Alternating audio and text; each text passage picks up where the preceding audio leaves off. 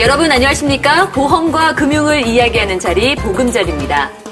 우리나라 인구의 사망 원인 통계를 보면요. 남성들의 경우에는 이 교통사고 사망보다 암이나 고혈압 등의 질병으로 인한 사망이 무려 3배 이상 높은 것으로 나타났습니다. 가정에서 가장의 위치가 상당히 중요하고 또 경제적인 영향력 또한 빼놓을 수 없는 만큼 이 남성들의 건강관리와 또 보장보험에 대해서는 무엇보다도 많은 관심을 가지고 계실 텐데요. 자, 그래서 오늘 보금자리에서는 남성, 이 가장의 보장자산 중요성과 준비 방법에 대해서 자세히 알아보는 시간 가져보겠습니다. 근데 뭐가 고민이세요? 일단 나온 김에 그 변액보험이라는 녀석이 하나 있는데 저희 집사람하고 저하고 10년이 이제 막 넘은 것 같아요. 들었는데 그럼에도 불구하고 지금 그 100%가 안 돼 있어요. 네, 어머.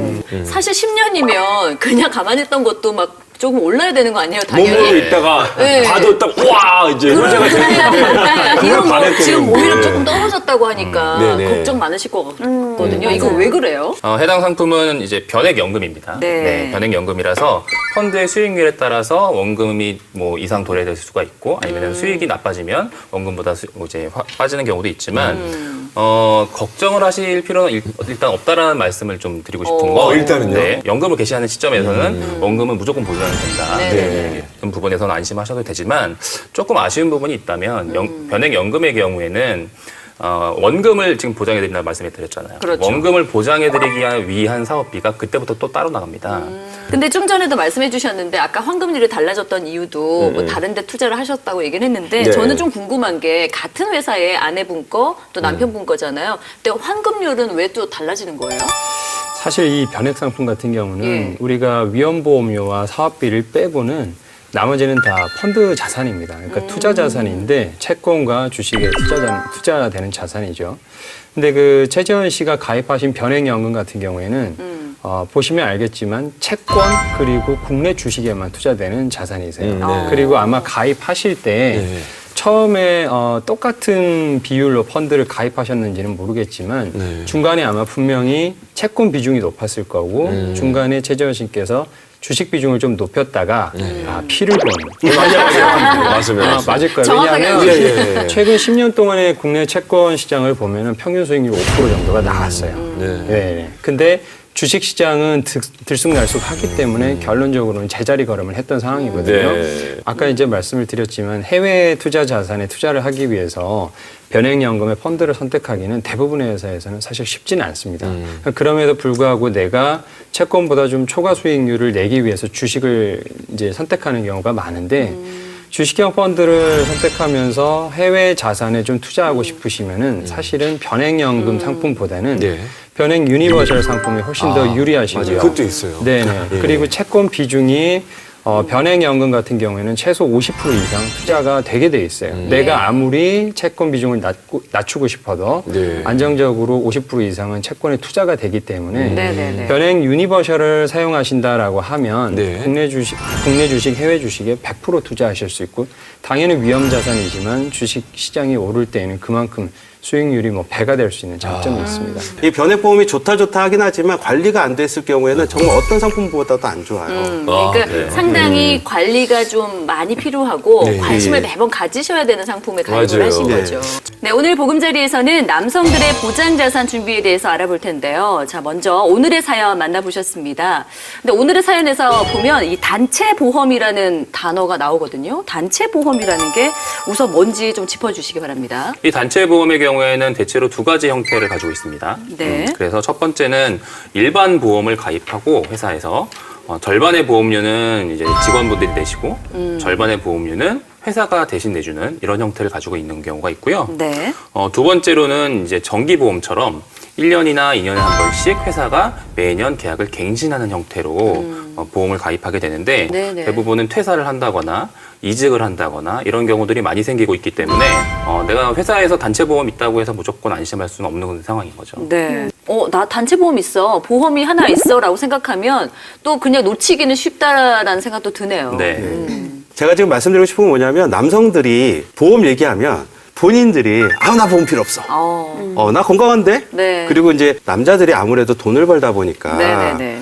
경제에 집도 지금 대출을 내야 되고 또 우리 아이도 키워야 되고 하는데 교육비도 많이 들고. 굳이 뭐 내 보험 뭐가 필요 있겠어. 그리고 난 지금 건강한데 그리고 아까 뭐 앞에서 얘기한 것처럼 회사에서 보험도 돼 네네. 라고 하는 상황 때문에 하는데 결국에 시간이 지나고 문제가 발생이 됐을 때는 더 큰 화를 부를 수 있으니까 남성분들도 조금 관심이 있었으면 좋겠습니다. 맞아요. 말씀하신 것처럼 뭐 남성 건강은 가정 경제와 직결이 되는 경우가 많기 때문에 더 신경을 많이 쓰셔야 될 것 같은데 더불어서 이제 보장 자산 준비도 사실 열심히 해야 되는 부분이잖아요. 아무래도 여성보다는 가정 경제에 가장 주축이 되고 있고 네. 이 남성분이 경제적인 활동을 못할 만큼 아프게 되면은 다른 가족 구성원들이 아픈 것보다는 훨씬 가정에 경제적으로 타격이 크기 때문에 그렇죠. 네, 그렇습니다.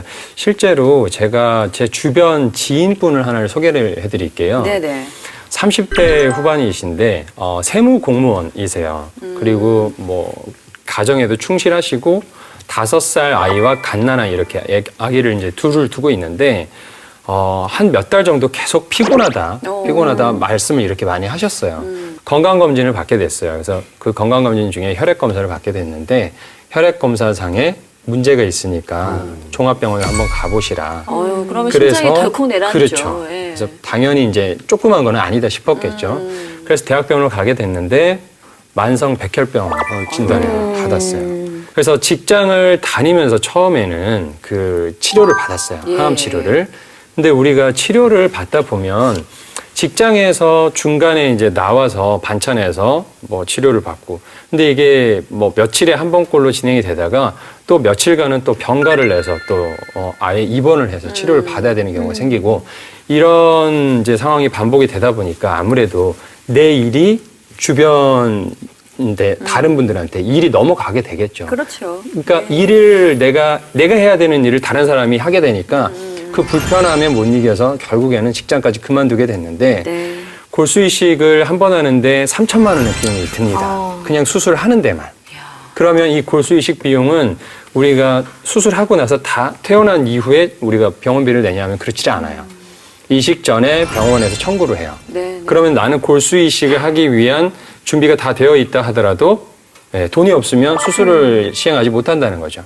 다행히 이제 보험이 있었기 때문에 보험금으로 처리를 하고 수술을 받았는데 지금 조금 상황이 안 좋게 다시 이제 골수 이식을 했는데도 재발이 돼서 아직까지도 치료를 받고 있고 결국에는 뭐 좋은 직장이죠. 세무공무원. 그렇죠. 그 일도 그만두게 됐습니다. 근데 거기에 딸린 식구들이 이제 3명이 있잖아요. 그럼요. 사실 막막한 거죠. 그러니까 문제는 가장이 아프게 되면 네. 뭐 병원비도 병원비지만 그렇죠. 일단 소득원 자체가 없어져 버리니까 맞아요. 그렇죠. 가정의 경제가 완전히 무너져 버리게 되는 상황이 그렇죠. 되는 거죠. 자, 오늘의 사연을 살펴보면 이제 보험을 지금 3개를 한꺼번에 막 이렇게 가입을 하셨단 네. 말이죠. 이렇게 그냥 무리하게 가입을 막 해도 될까 걱정이 되거든요. 네. 이게 뭐 현명한 방법은 아니죠. 그렇죠. 아무리 강조해도 늦추지 않는 게 실손의료 보험이에요. 네.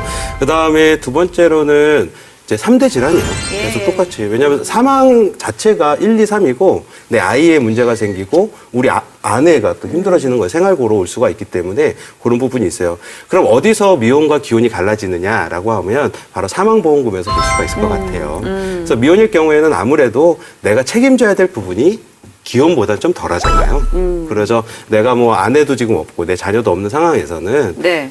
순서상으로 보면 미혼은 약간 뭐 순위를 좀 뒤로 네. 갈 수 있는 부분이 있다라고 치면 이제 기혼일 경우에는 조금 앞서서 생각하는 것도 맞을 것 같아요. 그래서 기본적으로 정기보험이나 종균보험을 같이 이렇게 미싱하면은 보험료도 그렇게 높게는 나오지 않으니까 그렇게 준비했으면 좋겠고 마지막으로 시간이 지나면서 노후화되는 수술비 보험 같은 경우 하나 정도 해놨으면 좋겠어요. 네네. 왜냐하면 혈관 질환은요 한 번 수술하고 끝나지가 않아요.